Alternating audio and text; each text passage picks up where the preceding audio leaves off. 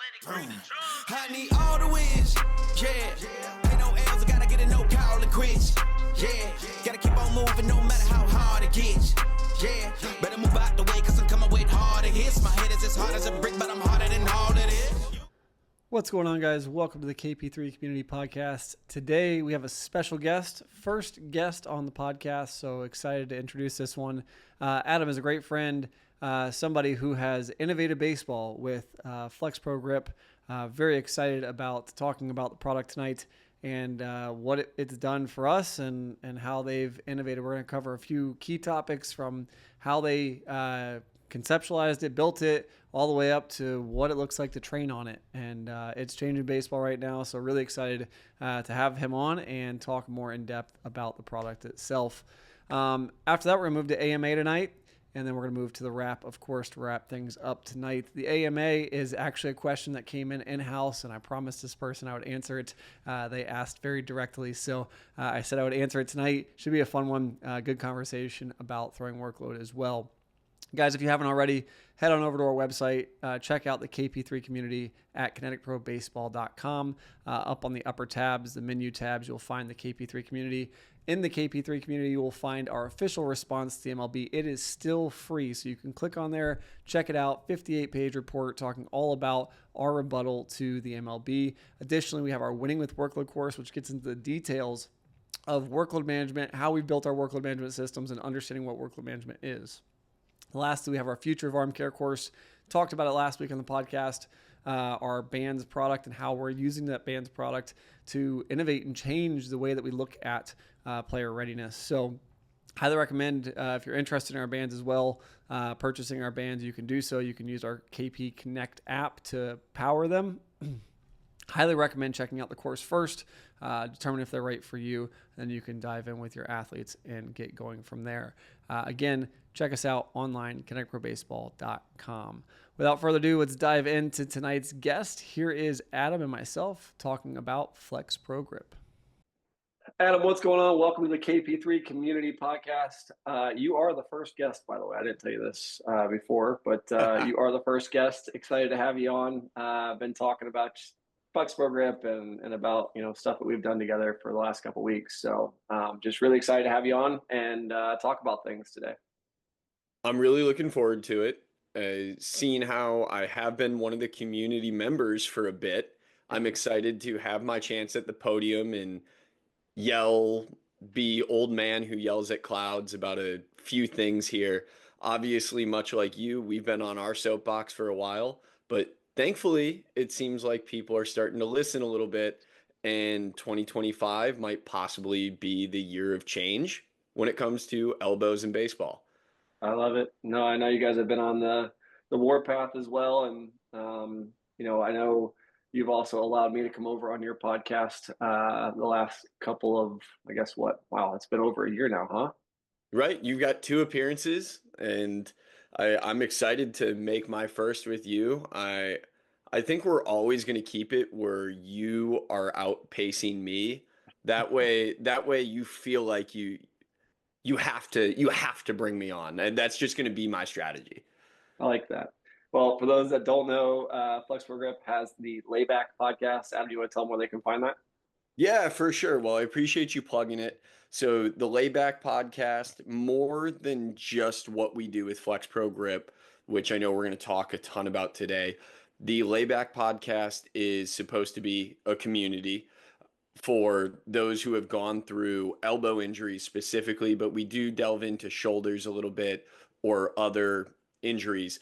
But for players, parents, coaches, clinicians, agents, really anybody that has their hand in what's going on in the elbow injury world. So we're hearing from players and allowing them to tell their stories, parents' reactions to these injuries that kids are dealing with, how agencies help players navigate, and then people in your shoes who can help players rehab or give them information to make a healthier, safer return or train more safely to avoid this type of injury. Now, we're available on Apple Podcasts, Spotify, and YouTube. It wouldn't surprise me if it somehow links somewhere else. I'm still getting used to this whole podcast thing a year in, but YouTube, Spotify, and Apple are going to be our three main ones. And we have links to that from flexprogrip.com as well.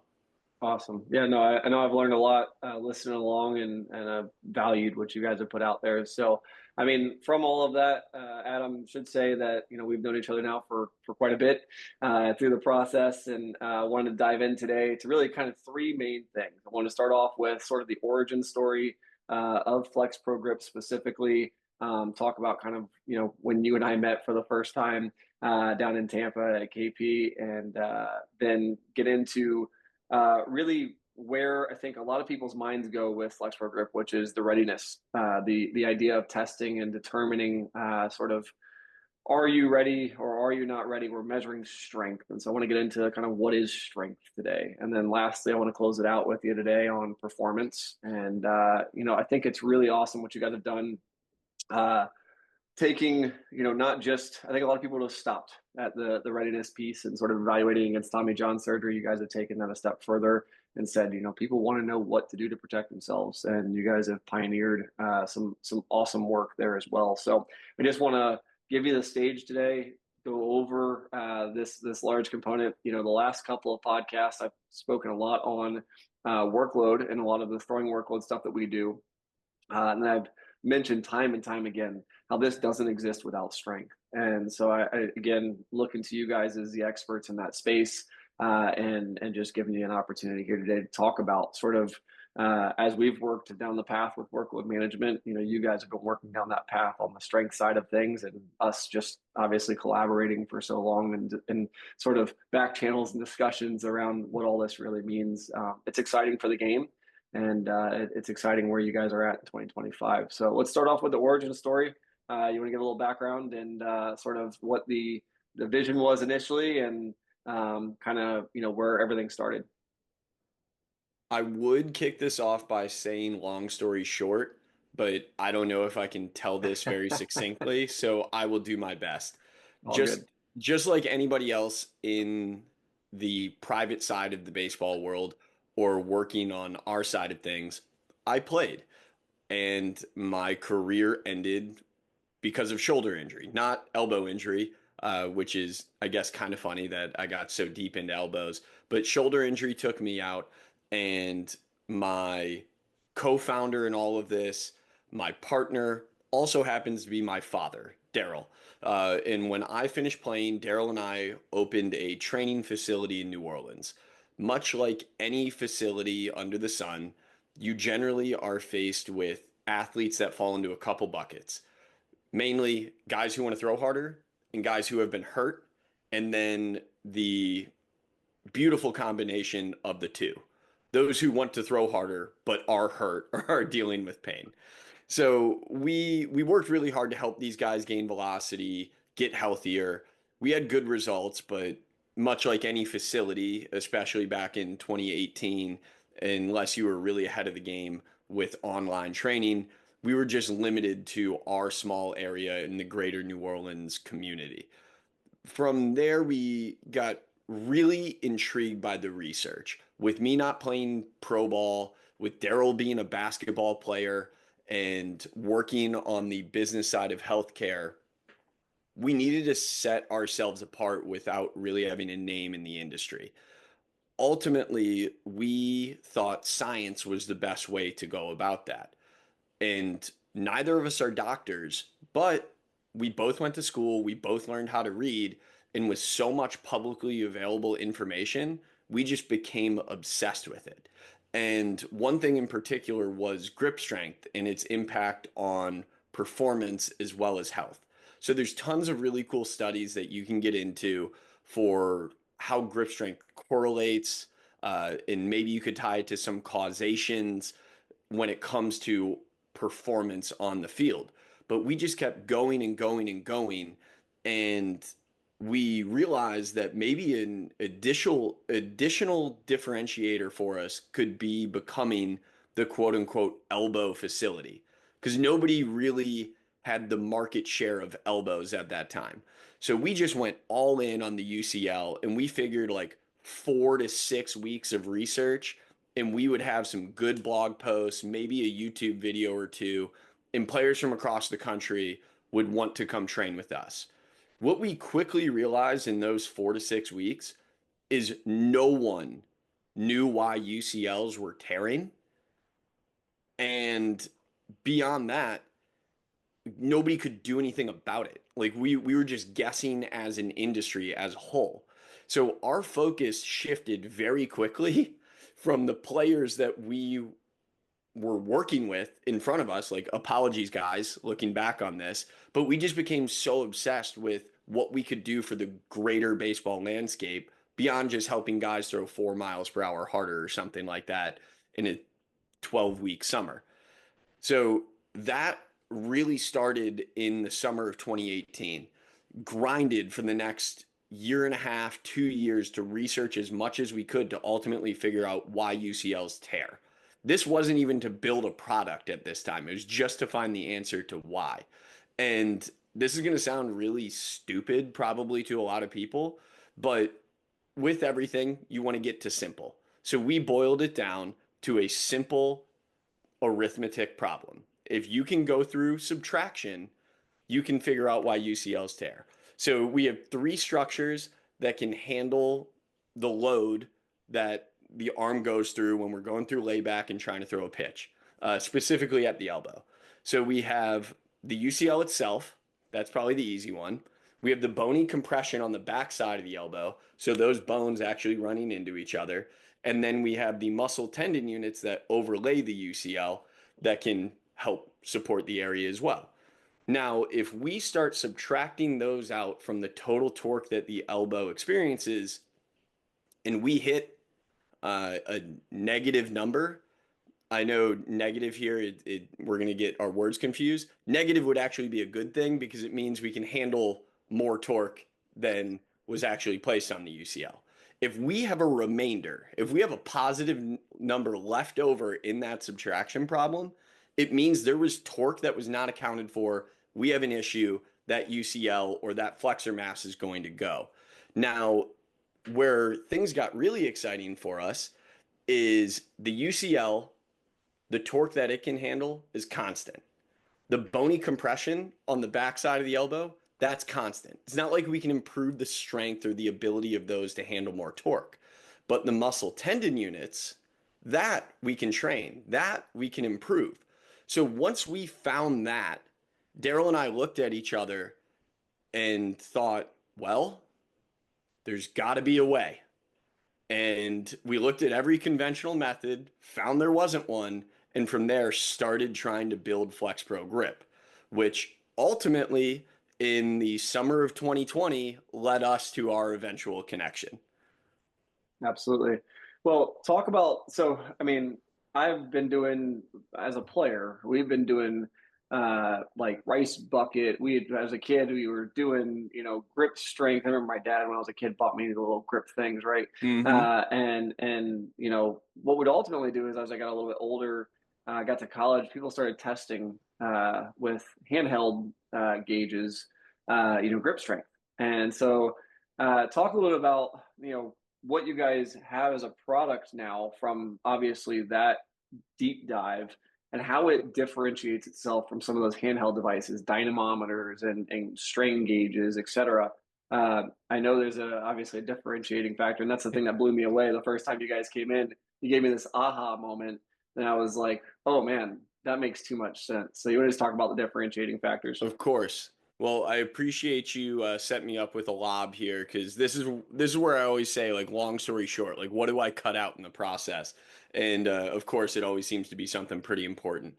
So actually getting into the device or how it is differentiated from anything else that anybody has seen, if anybody pulls up a picture of it, it's going to look like a Thanos glove, Inspector Gadget, something, Wolverine.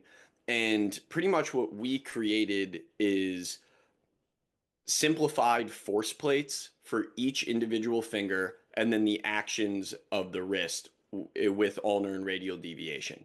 So we're looking at individual finger flexion, individual finger extension, as well as ulnar and radial deviation. All that data not just how much force you create, but also how fast you create the force or within what time gets pushed onto a mobile app. So you're seeing it in real time in front of your face. And then we track it all on a back end with our database on the computer, or you can go back and check in your history within the app.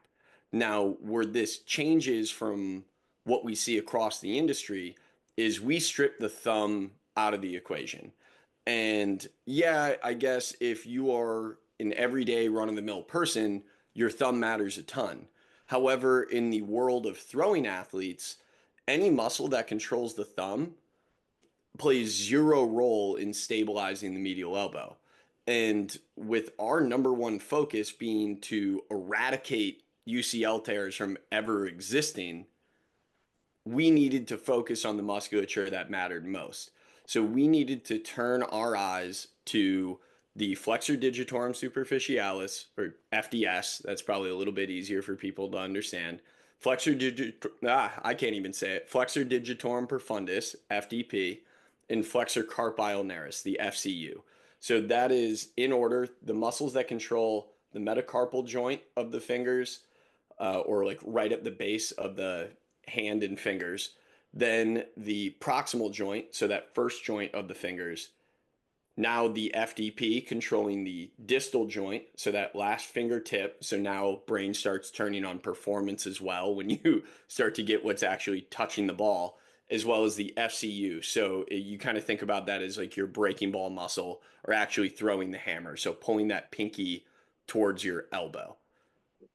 Yeah, that's awesome.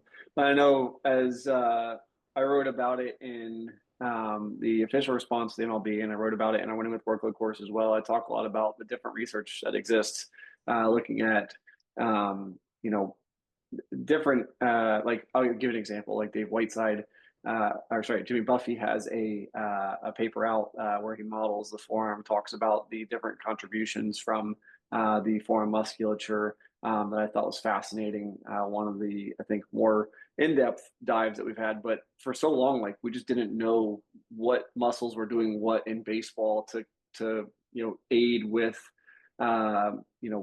mitigating that force that's being applied to the medial elbow. So even with workload management and throwing, like, you look at this and you start to ask the question, well, we're taking a global measure to the medial elbow, and we're assuming all muscles kind of created equal, and we're assuming for force to some degree, which is great in terms of where we are today in the industry versus what probably needs to be changed. But where you guys have stepped in and really changed the game is being able to look at individual musculature contributions in a way that we haven't before. And so taking that thumb out, that was the aha moment for me. It was like, man, somebody finally did it. Like, we've been talking about it for a long time. Like, somebody finally did it. We finally have a great way of measuring, and the device. I get X-Man a lot. You mentioned Wolverine and a few others. We get X-Man a lot. That's one everybody always says in our facility. But kind of also seeing it from the athlete's perspective, that aha moment, like, oh, that's the thing I need to work on. How do I work on that? That's sort of kind of been the key. So let's talk a little bit about strength. We're kind of moving into it. Let's talk a little bit about strength. And you talk about the tendons. So I think, again, we start to begin to kind of comprehend. We have this new testing unit that's out there that gives us some really great insights in a way that we haven't seen before, because it's able to isolate that forearm musculature in a way that we haven't before by removing the thumb. And now, man, this is great. But I think baseball has baseball isms, and this is something we've run into with workload management, right? Baseball has baseball isms, whether that's a spoken thing or that's an action. And so without fail, if you walk into a training room, in most places, they have a rice bucket over in the corner, right? They have a bat with a rolly knob thing on it that you can roll up. They have some sort of banded thing. They have some, grip strength thing. We have all of these things. And for so long, we've talked about the importance of the contributions of the forearms. And then comes along your device and the thought process that comes with it, and we start to think about strength a little bit different. So can you talk a little bit about maybe what strength is, and what you guys are looking at, and then what we're trying to strengthen, I think there's some defining factors there that you guys have brought into light that has maybe started to change some of those baseballisms, which has gotten pretty exciting. Of course, I'm happy to. Also, I'm really excited to show some love for prong two of your three-pronged approach. I, I I'm sure you can guess our personal bias is we probably put a lot of value on doing strength first as opposed to workload first, but hey, it's our life's work, just as workload is your life's work. But I think we both agree that mechanics is probably that third one. So Yes, we can we definitely agree on that one. yeah. Regardless, we both can look at each other and recognize that neither one of our sides exists without the other one. So we strength and workload really become best friends in this process. Now, when we talk about strength, we need to peel a few layers back if we are really going to understand this for what it actually is. All of those things that you mentioned, all the rice buckets, the rollers, the squeezy things, the bands, that stuff is all well and good if you want to have really good looking forearms. Or if you are just an everyday run of the mill person, that stuff is probably good enough for what you need for forearm strength. However, that is really only assisting with muscular hypertrophy or muscle size, which again is cool if you're trying to bodybuild. But when it comes to actually protecting what we care about and enabling athletes to throw 90 plus miles per hour repeatedly, we need to do a heck of a lot more than just have good looking musculature in a uniform.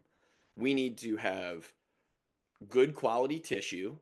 We need to have tissue that can fire properly, and we need to have tissue with endurance. So we then break this down into a few different areas. We can talk about stiffness, which is actually a good thing. People get scared when you talk about the term stiffness, but it's actually a good thing when it comes to tendon health.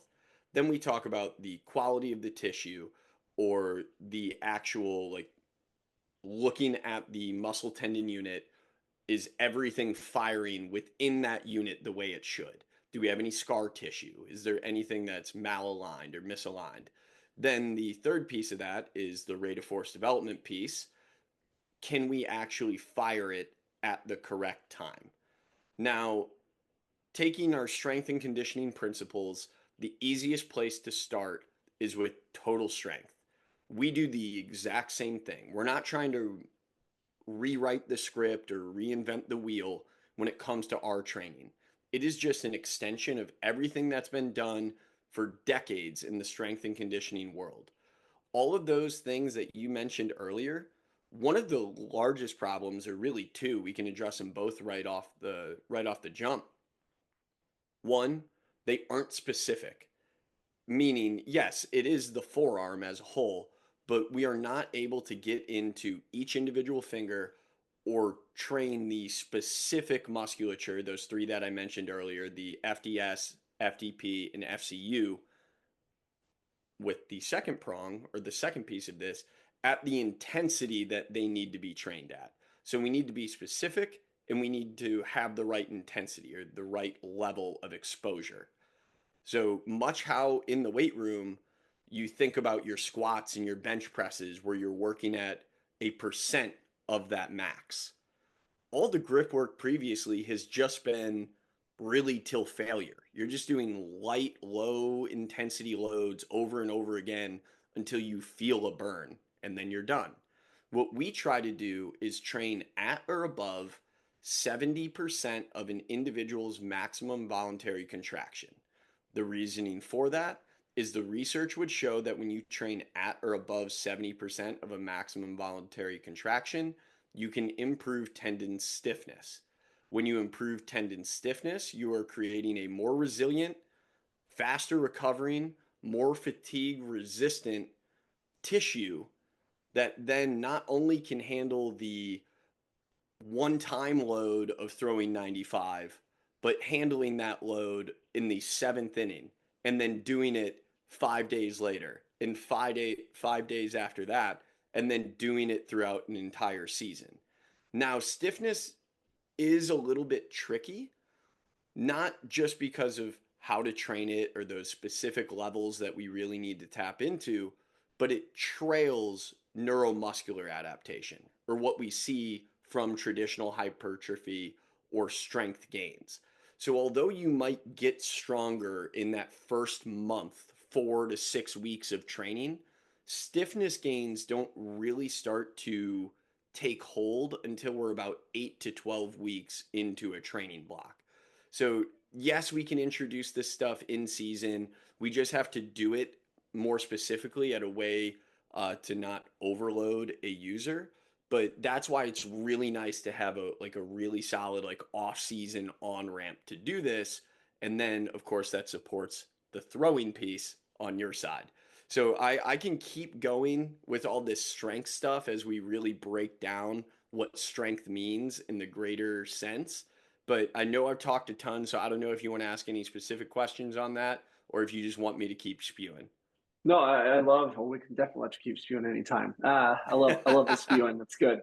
No, but I think the big thing that you noted there that is two parts of it, right? Is one, I love the way you've said that, which is we're not training to make our forearms look good, right? They need to perform, and I think this is oftentimes even in the weight room, kids get lost on this, right? They're watching Instagram or they're seeing YouTube videos of some guy who's ripped, and I'm going, you're not trying to be that guy. Like you're trying to be a guy that's going to throw 100 miles an hour or 90 miles an hour. Let's just say that may be a completely different body comp than what you're looking at in that bodybuilder. So just be understanding of that. And the way that we train is just different, because we're not training specifically for that look.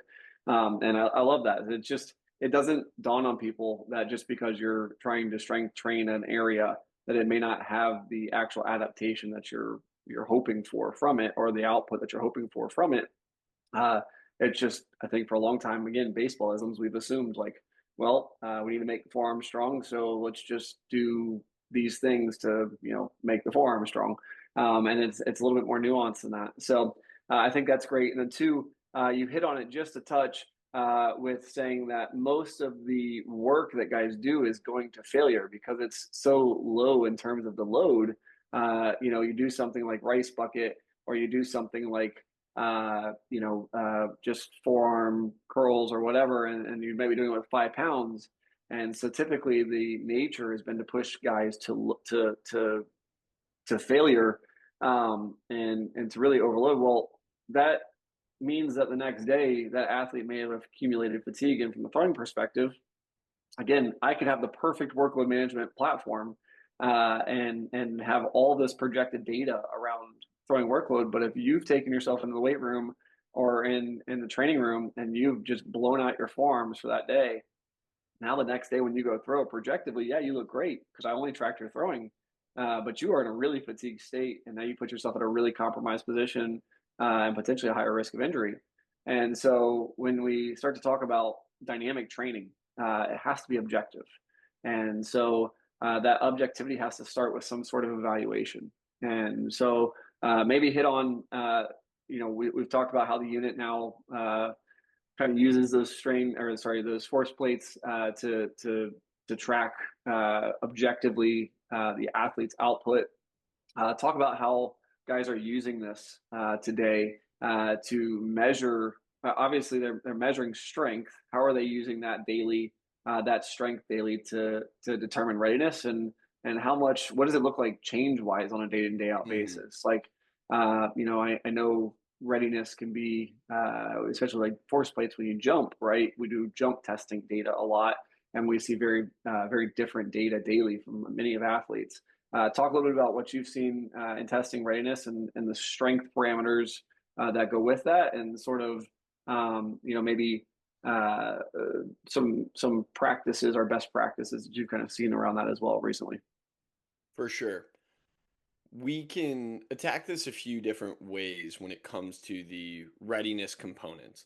So we are not yet at a point where I can say the exact trends that we're seeing with every single guy. Like I know you've kind of gotten to with the TISO scores and the bands that you guys are using.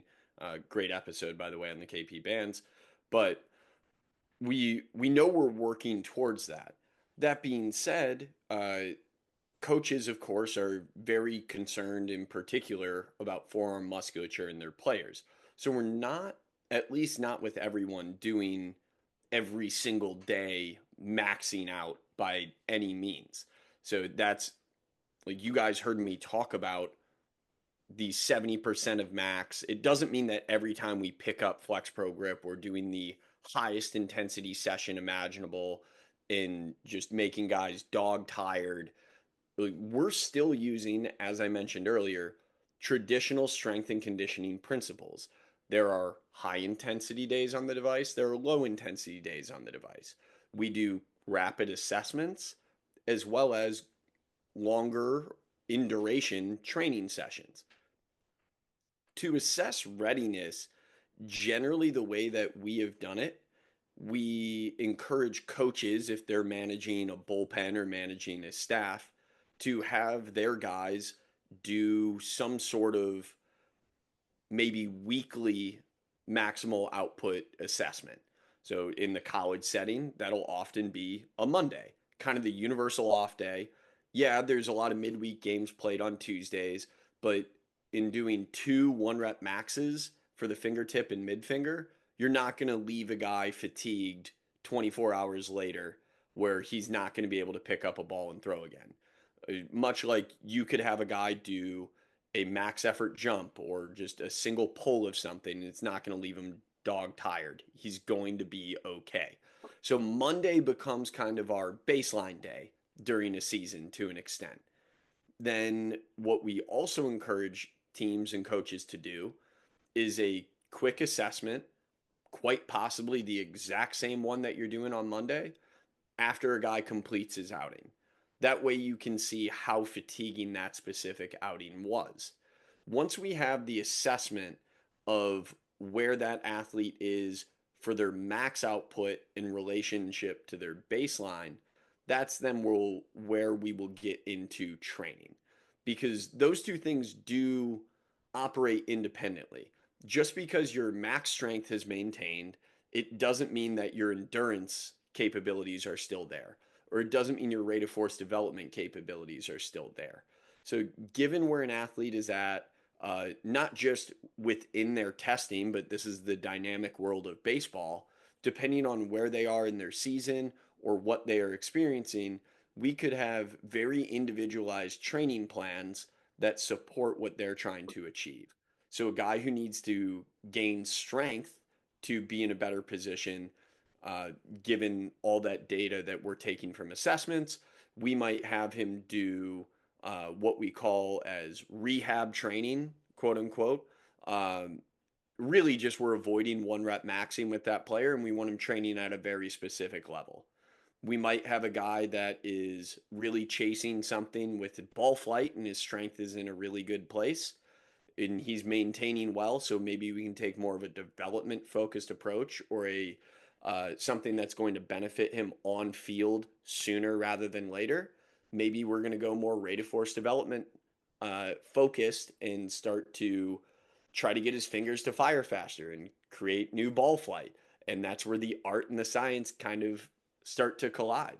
But utilizing this readiness testing, we care so much about understanding trends more so than trying to make a one-time judgment. Now we've developed really solid red flags or flagging systems in this process where we know based on our 2000 athlete database at this point from middle school through Cy Young winners, what is good and what is not. Based on that, we can tell players or tell coaches like, hey, this doesn't mean you're going to blow out tomorrow, but long term, you're not in a great spot. And it doesn't stop there. It's not just, hey, you're screwed, good luck. It's you're not in a good spot, but this is what we can do about it. And this is how you are going to tackle this problem.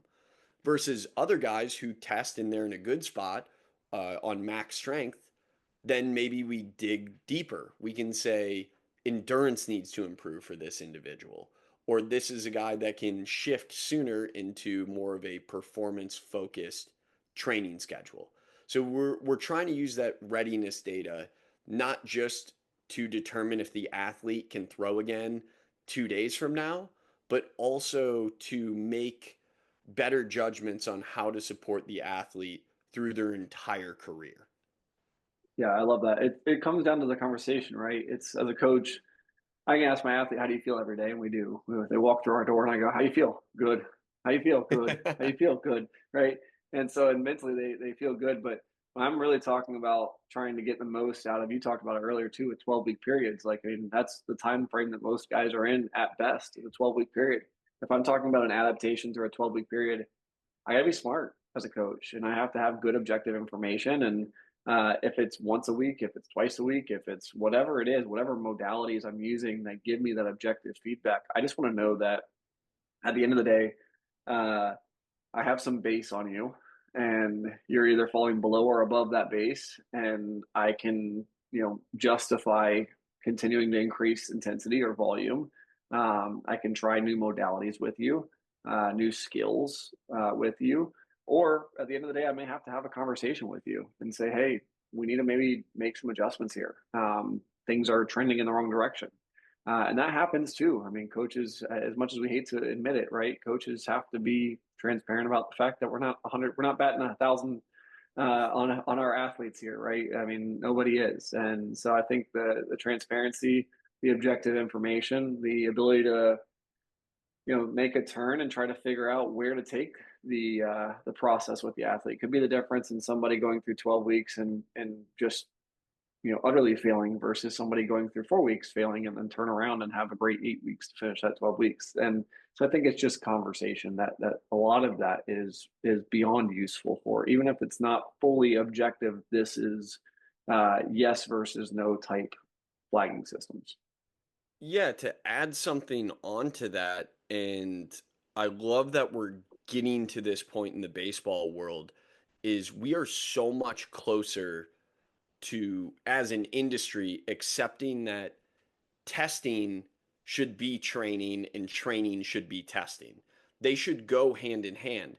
And it's weird to think about, but the radar gun provides that information because not only are you assessing where you're at, then maybe I'm stealing some of your own thunder here, but it's providing the right level for that athlete to work at. We begin to understand thresholds. FlexPro Grip is the exact same way. It's not that we need to completely separate from a 2 rep assessment and a 24 rep training session. Our training sessions are set up where we can gather the right information to make a judgment from an athlete. Now, if we're really trying to figure out the exact training plan and we are setting up a summer schedule for a guy, yeah, we'll do some super in-depth testing. But if we are in season with a dude and we need to ensure that that guy gets back to the green as soon as possible because we know he is absolutely tanked after throwing in an outing and we need him to go again on Sunday after appearing on Friday, it's less about uncovering every single thing with that guy. We need to do what is minimally invasive, but also gives him the stimulus that he needs, not just to recover, but for long term health, because we play a long season in the world of baseball. Yeah, I typically like to explain some of that as are we assessing to show the athlete an improvement in assessment, or are we assessing to determine what we're going to do training to improve this athlete's performance? And I think when we start to look at a lot of facilities specifically, and I mean, orgs are guilty of this as well, but it's, hey, look, you came in, your jump was 20 inches, and then you left here and it's 22 inches. That's a month later. Well, was that kid, did he not sleep the night before? Like, maybe he stayed up all night playing video games and his CNS is shot, therefore 20 inches was one day versus 22. Like, we have these things where it's easy to trick a parent and a 16-year-old kid who know nothing about all of this. They just want improvements. It's easy to lean into that and trick that. The real question is, are you intentionally doing that to return clients, or are you doing this for the betterment of the athlete and the adaptation you're trying to perform? And I think, again, when you really get into, it's hard for some people. You talk about FlexPro Grip data, you talk about KP bands data, you talk about our throwing workload. Like, it's hard for people to comprehend, like, man, I want to throw a bullpen today. But after talking to my coach, and my coach having some of these, markers that he values, doesn't have to be a universal thing. We don't all value them, but if a coach is doing his best job, and he's got these markers, it's hard to have that conversation. Sometimes it's what's best for the athlete, and you have to make one of those hard decisions. But I think that's, again, the conversational piece. Like, uh, who knows? One day we'll have a readiness where it's a cut and dry green flag, red flag. Like, hey, you're good, you're not good. Like, who knows? But right now, obviously, that's not fully there in the game. And again, going to this assess piece, you mentioned it. It's really, we should be assessing to create dynamic training. We should be assessing to kind of establish some parameters for our training so that we can start to kind of marker out for these athletes, better systems that, adhere to the principles that, especially in sports science, that we've known for so long. Simple things. I bring up the GAS model constantly, and talk about just what is general adaptation syndrome. We all know it. We all know it exists, but like, we don't ever define it. We don't ever talk about it openly. And it's like, it's not something that's that complicated, and it has its flaws, but it's like, again, just general concepts to get the kid to understand, no, you can't redline at 100% every day. Like, that's not good for you. And not just kids, 22-year-olds that are playing minor league baseball, same thing. Hey, you can't just throw a bullpen every day. I'm sorry. We don't know that. We've been trained differently. So with that being said, I want to jump quickly to the dynamic training component of it. That's what we're leading up to here, and talk about the performance side of things. I know I this past year was lucky enough to speak just before you guys in the bridge. The previous year I was in the audience listening intently as you guys rocked out on the bridge at Wake. Shout out to Wake Forest.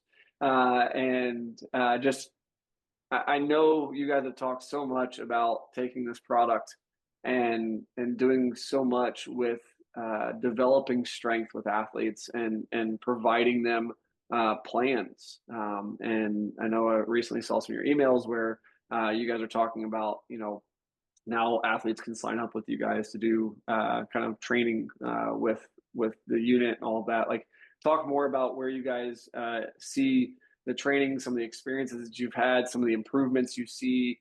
This is, I think a lot of people want to pigeonhole it into return to throw, and I'd argue it's the exact opposite. Like, it's great through the return to throw process, but it's so much needed in the guys that are healthy, and evaluating the guys that are healthy. So, tell me more about that, and let's dive into the performance piece. So obviously we've talked about this on a few different fronts. FlexPro Grip is a tool, and it just comes down to how do you want to use it. Given the data that we are able to collect in the training programs that we have created, or that we create in conjunction with those who we work with, we can use it for just about anything in the pitching world, whether it's injury prevention, which is kind of the uglier way of saying the weight room, like just maintenance. We can use it for rehabilitation, so getting guys back on the field. And then we can use it for enhanced performance, for actually helping guys do something differently. Now, as I was alluding to, some of this stems from an assessment process, or where an athlete is regarding their training history, what they've done before, but we can figure out some pretty unique things. As I mentioned, we have a rate of force development component. What is very unique is the rate at which an athlete creates force does not always coincide with their strength. And where that becomes so important with pitching and with FlexPro Grip and the individual look at each finger is, an athlete could be stronger on one finger than another, but that does not necessarily mean that that same finger creates force faster than the others. So then, beyond just testing which finger is the strongest and how that impacts whether it's elbow health or the way the ball comes out of the hand, we actually need to look at how fast the finger fires, ultimately influencing how the ball comes out of the hand. You can get into grip orientations, and I love the phrasing that each grip is just providing the ball an escape route out of the hand as it goes towards home plate. I think the first person I ever heard say that was Trevor Bauer, so he is very influential in all of this. But what we have learned with this, and I guess this goes back to my father and I working in our own silo, not being in the same baseball background or having the same acumen that everybody else in the industry had. We were probably late to the game in hearing the terms pronation and supination bias.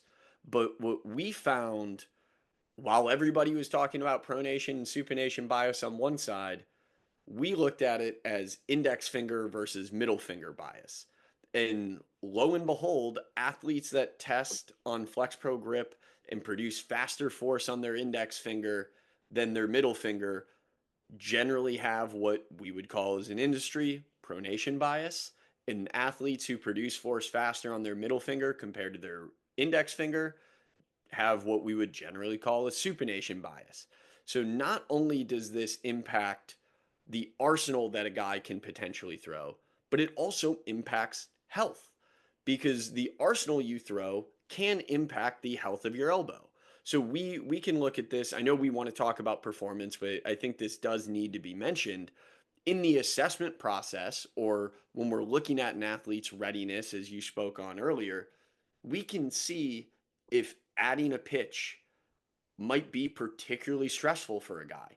If we're trying to get something that moves east-west and this guy is heavy index finger bias on pro grip, not only can we create a development plan for a guy to potentially get that east-west movement if we want to lean into a bias with the middle finger, but right up front, we can say, is this worth it? Are we taking a health risk, not just a performance risk, but a potential health risk by trying to do this with an individual? And then, as I said, create the plan around that.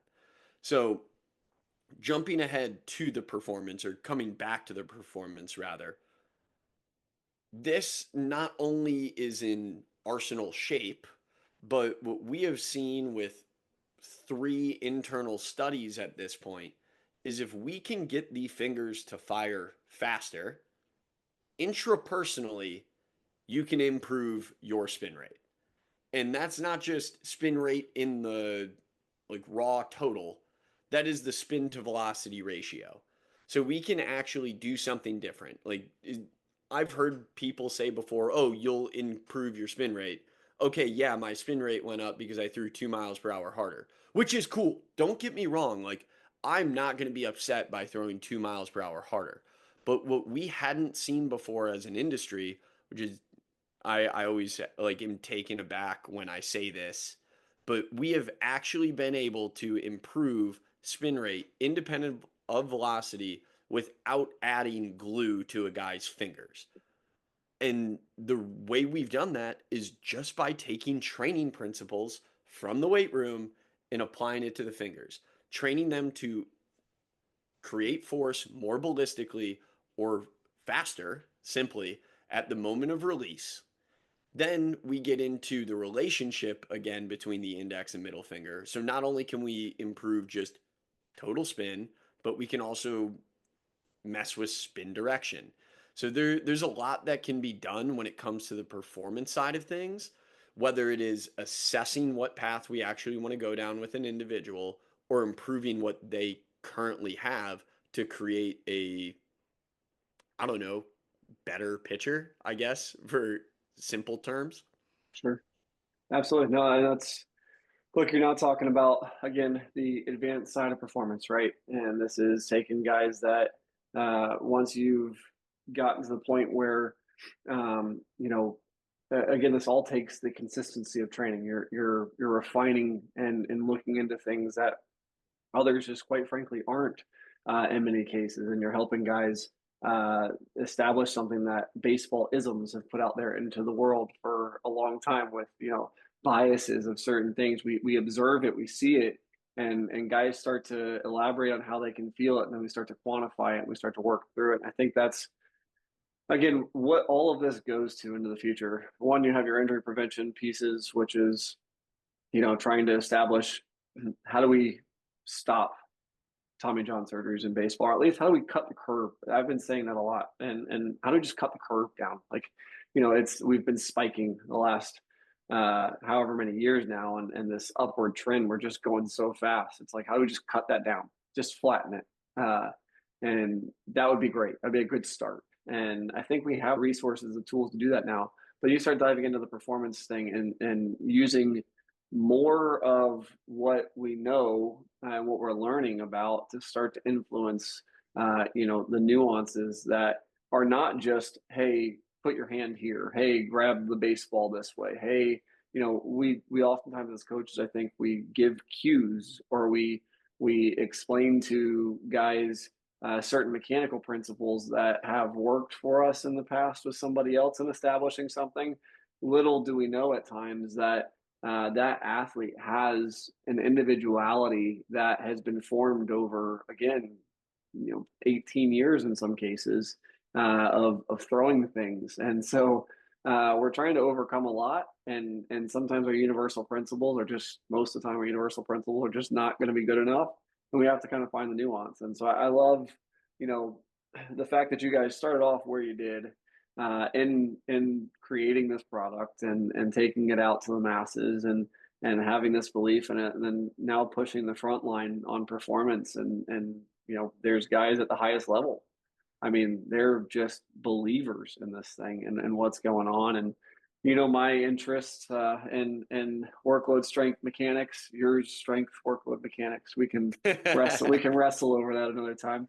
But I think at the end of the day, it's how do we put these pieces together and help better the game. And one of the things that's been really intriguing to me is seeing the aha moments on our athletes. I think it's easy for, when you and I met in 2020 and you came by the facility with Daryl and you showed us the raw prototype of this thing, it looked like a real X-Man glove back then to where it is now.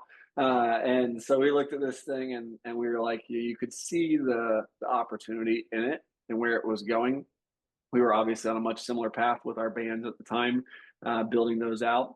And so we had this sort of a joined moment of like, this is definitely, I think what you guys are doing validated for us that we were on the right path with the band stuff. And I hope that what we were doing was validation for you guys, that you guys were on the right path with what you're doing. And so my point to all of that is that when we have those conversations, we studied this. I mean, this became sort of, life's work, passion.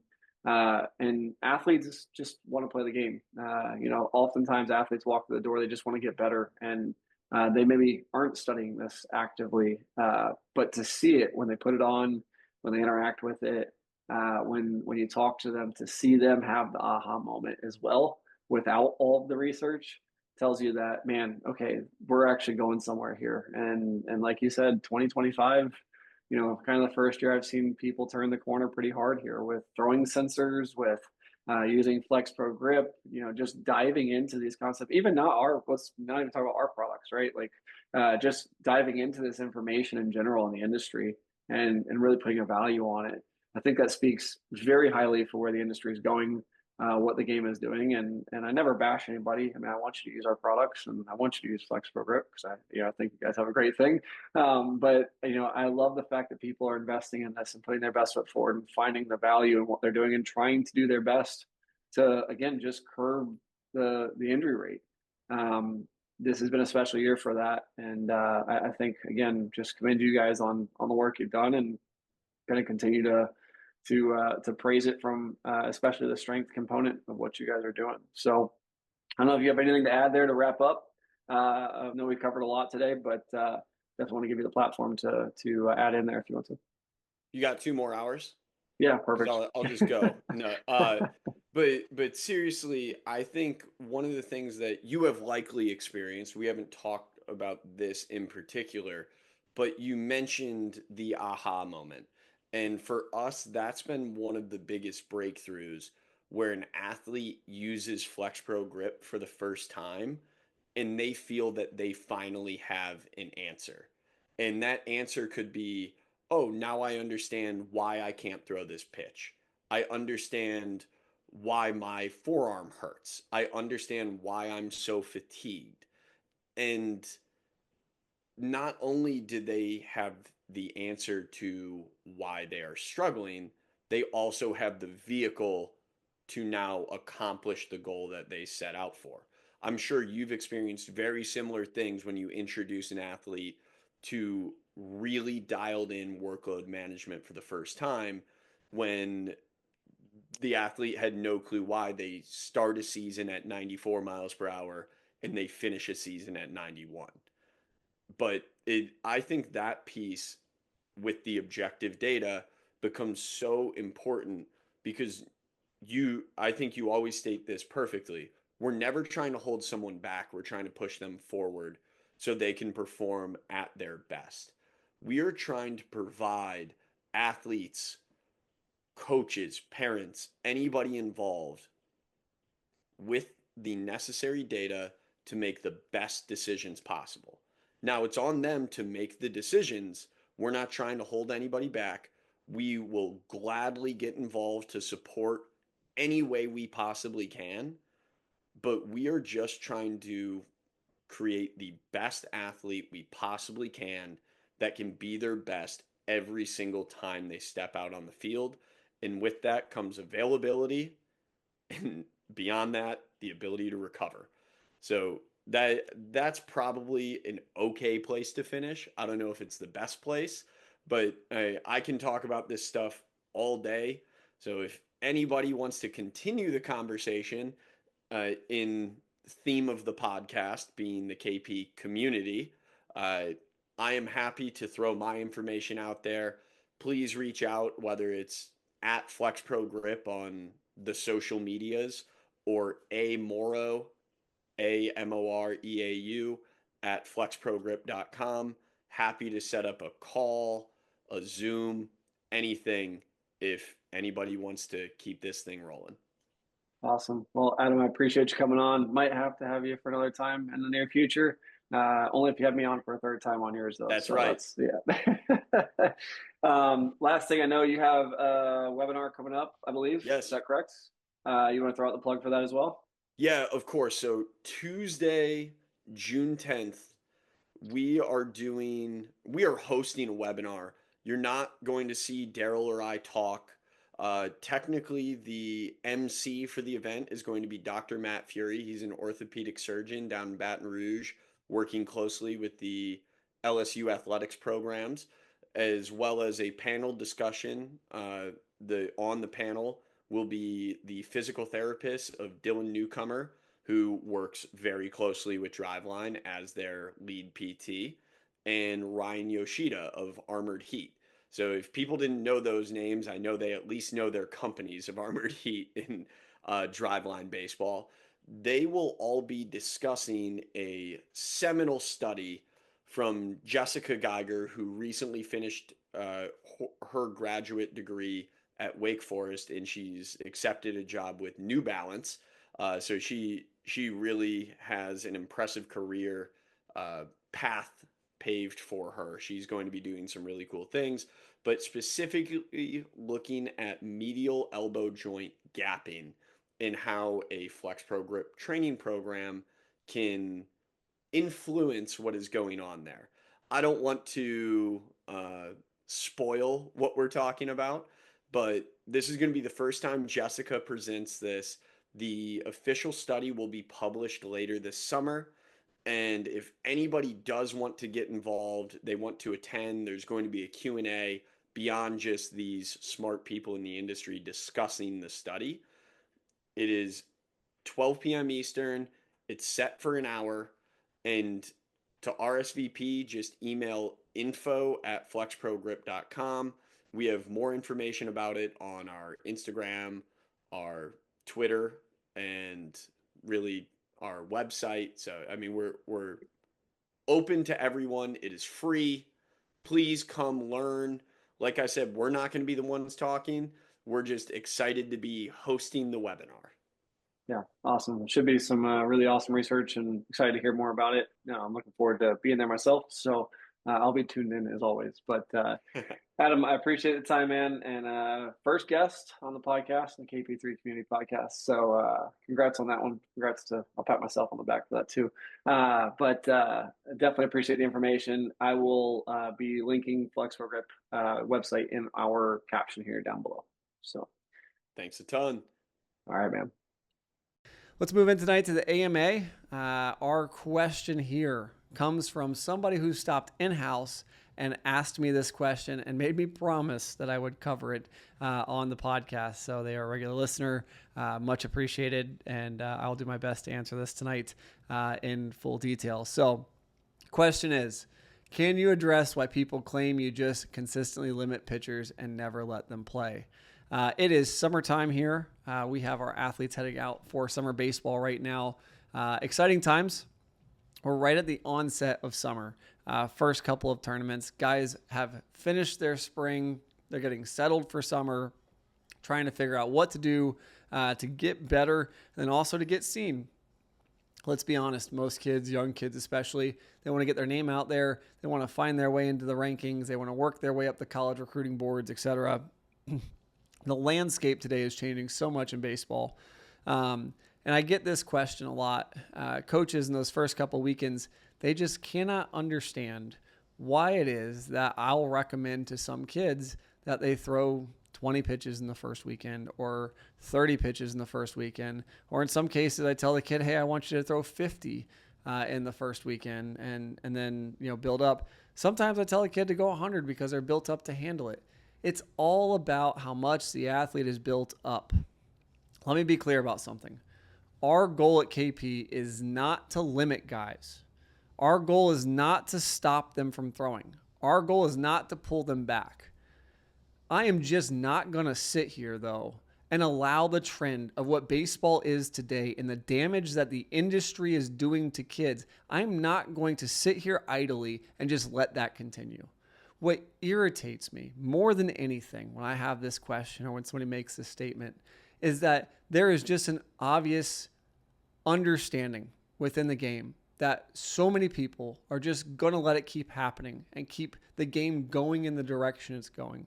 It's crazy to me that I would sit here with objective information and help make decisions for kids from a workload management standpoint clearly with an intricate system and trying to devise a strategy for an athlete to help them mitigate injury risk. And then somebody would have the audacity to tell that kid that all I want to do is limit that kid. That's crazy to me. Take a moment and understand what's going on in the game today.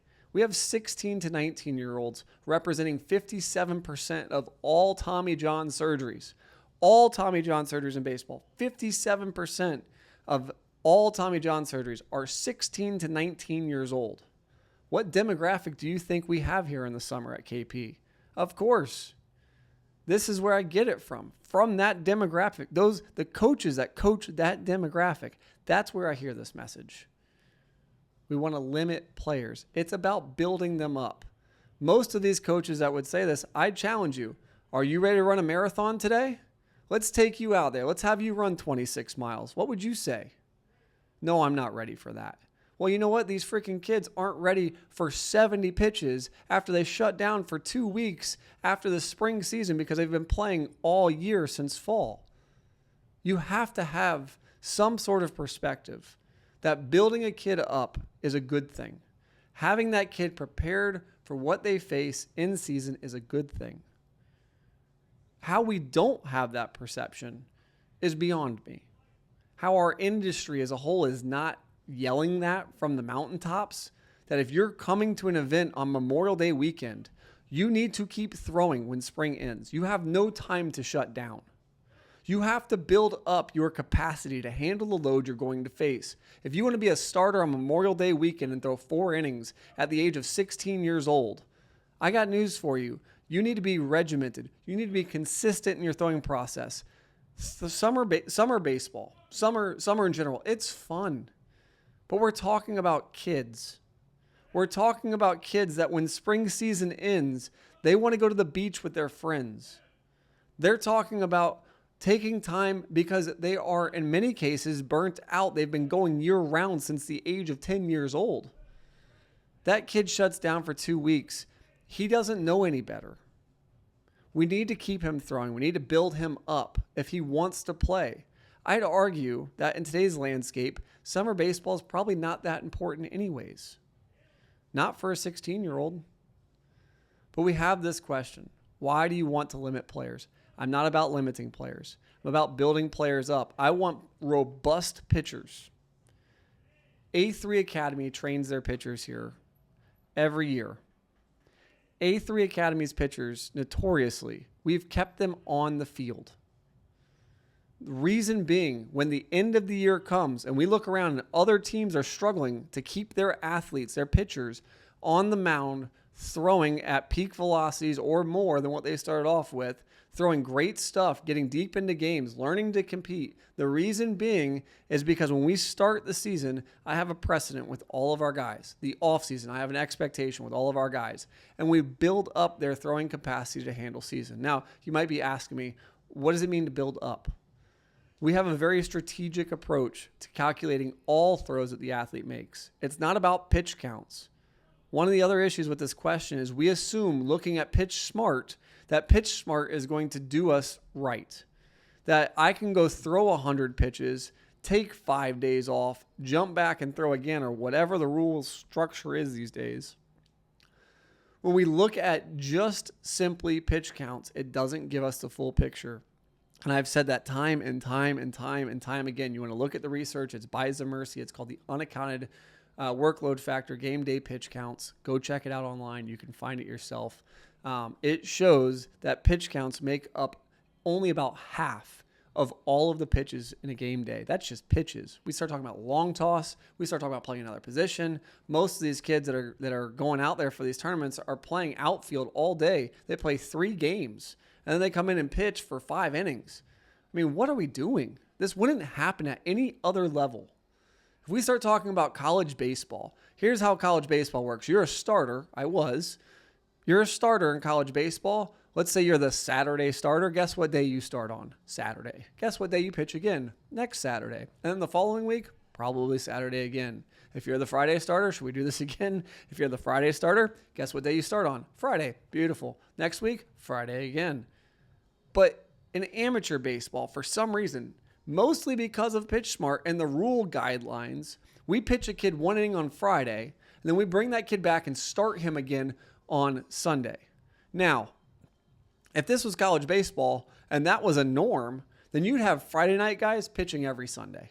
You'd have them throwing 1 inning on Friday because you're getting more innings out of your frontline guy. They'd have them throwing 1 inning on Friday, have them starting on Sunday. That doesn't happen. It doesn't happen. We had a guy at a local junior college who we tracked for 6 weeks. We did a study on him for 6 weeks, and we looked at his shoulder readiness with our bands testing. And what we found, he was starting and relieving. He was starting on Mondays. He was relieving on Saturdays or Fridays. And he was double timing each and every week for 6 straight weeks. His velocity numbers were going down. His shoulder strength testing, his TSO testing was going down. And then we stopped it. Cold turkey. Week 5, we said, no more. We're not going to start and relieve. We're just going to start. Week 5, all of a sudden, readiness scores go through the roof. Next week, comes back again, readiness scores again through the roof. This happens. We see it constantly in the data. But when you're not looking objectively at something, it's easy to just sit here and criticize and say, oh, you're just trying to limit guys. No. Take some time to understand.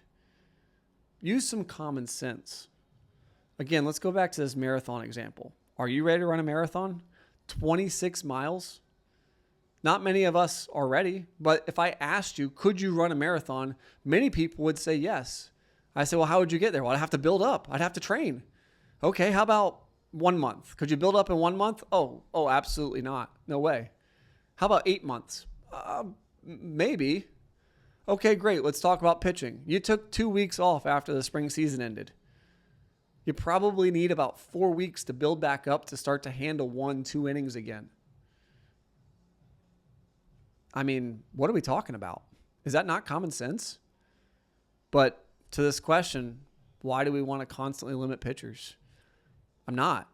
But when I tell a coach, hey, this kid's got 25, 30 pitches, I mean, I get it. I'm the bad guy. But maybe, just maybe, I have information that's useful to helping that kid's future. I think it's a little crazy today. And when you look at the industry as a whole, you do have people that typically do something different. The game needs different. The game definitely needs something to change. There's no doubt about it. When you look at other industries and you look at somebody who does something different, typically they're criticized early for it. They gain a group of believers behind it. And then it starts to go. I would tell you right now, the group of believers that's making it go, whether you're an amateur coach or not, and you're looking at workload management and you're a little uncertain, or maybe you're a parent, you're looking at workload management, you're just a little uncertain, it's a little overwhelming, but maybe you have a coach who likes to use it to some degree. The MLB players right now, a lot of them are wearing wearable technology week in and week out and starting to tune into what it means to be ready for their outings, whether that be whoop straps or Oura rings or throwing type sensors or tracking their throwing load in an app. We're starting to see workload management take precedent. And it's not to say it's perfect. It's just to say we need to build pitchers up appropriately. We need to make them more robust.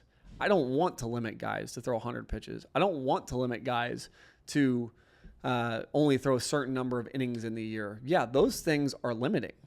What I want is I want to build up robust pitchers, but you have to build up first. And there's a proper way to do that, at least, from what we know in research today. And we're going to keep studying that and keep getting better at understanding that. But I think at the end of the day, again, it's funny to me how looking at the industry and the failure that is the system of the baseball industry today, that we're able to say that somebody who's trying very hard to help pitchers, in many cases, just not go through what I went through, we're saying that they're trying to limit somebody for what gain? What do I have to gain in that? It's just crazy to me. So that's my answer. That's the industry today as a whole. And, I hope if you guys are out there listening and you're following along with this podcast, I tell you guys this each week, and I really mean this.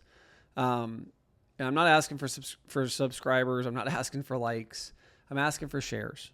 And the reason why I ask for shares is this exact question.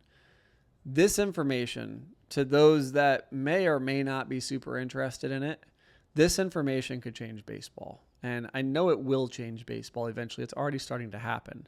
But, maybe there's a kid out there who's going to go to a tournament in 2 weeks and he has a coach who he respects and likes and wants to play for this team and he's excited about getting out there. But that coach doesn't have real perspective on what that kid should be doing for that event. That kid could get hurt. It's just the reality of it. That kid could get hurt. Bypassing recommendations of objective nature, especially in this case, you could put that kid at a higher risk of injury. And what I want to do is I want to make sure this information lands in the hands of every coach, every parent. I want all parents and coaches to be equipped with understanding better, at least, how ready is my kid to go out and pitch. Here's some easy guidelines if you're asking that question at home and you're not sure. If you've taken a week off in the last 4 weeks, your kid is probably not ready to pitch. If your kid has only done limited throwing, meaning like 120 feet, he hasn't thrown any 100% bullpens, hasn't been consistent in throwing 4 times a week, those are all signs that your kid's probably not built up enough to throw in one of these events. We have to be smart and we have to start to track it. The best way to do so, use an app like our KP Connect app. It's not a plug to say that you need to get on it. It's just to say that you have to use something objective. Throwing sensors that are out there, there's a few different ways to track it. But would love to connect with anybody that has questions about best practices and understanding this deeper.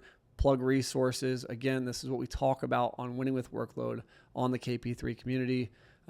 This is what we talk about within the official response from the MLB. If you're hearing this for the first time and you really want to go somewhere and check something out and learn more about what in the world I'm even talking about, go check out the official response on our page. It is free on the KP3 community.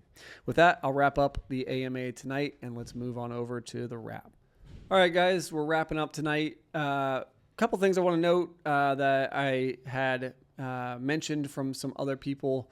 If you guys have any guests that you'd like to see on the podcast, pretty well connected in the industry, can get a lot of people on the podcast. Started creating a short list of guys that I really like to come on and talk, some exciting names. But if you guys have a list of guests that you'd like to see on the podcast, please comment below, let me know, or send me a message direct, support@kineticprobaseball.com. I'd love to get that list or names and reach out to them and see what they're all about. If you guys haven't already, again, final plug for KP3 Community. If you haven't already, head on over to the website, check out KP3 Community at kineticprobaseball.com. There's some new information coming up, close out the year this year. We have some new modules going up and some new courses, so excited. Maybe rolling our biomechanics course into the spring or winter, we'll see, trying to get that done. Really excited about that, and it's on its way. Next couple weeks, getting back to talking about some new topics around one, workload, but then two, kind of venturing into some skill acquisition discussions. So we're going to have a few things that pop up, some additions to the KP3 community courses, and I'll update those as we go with you guys on email. So if you're part of the community, check your emails. The next couple of weeks, you should see some notifications. As always, guys, appreciate you tuning in. See you guys next week for KP3 Community Podcast. Later.